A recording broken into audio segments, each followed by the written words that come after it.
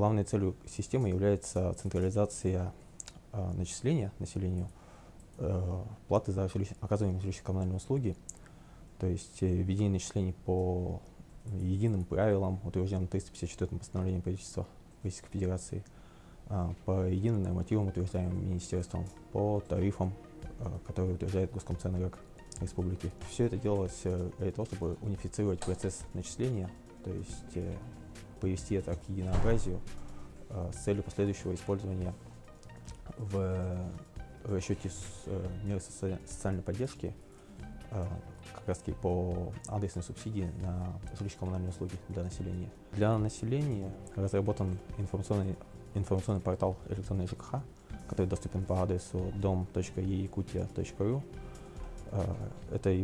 Это информационный сервис, который предоставляет возможность ознакомиться с последними новостями в отрасли, которые происходят с нормативной правовой базой, применяемой тоже в республике.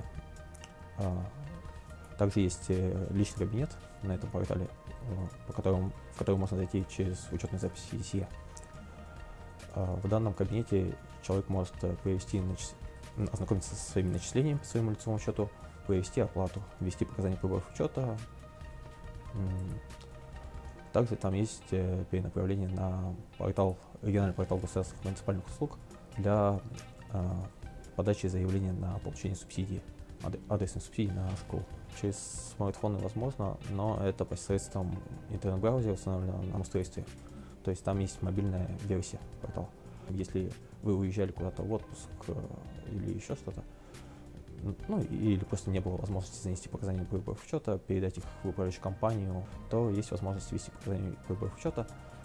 Эти показания попадают в подсистему, где ведется начисление, биллинговый центр, и в следующем месяце начисление уже будет сделано с учетом актуальных введенных показаний, и делается пересчет.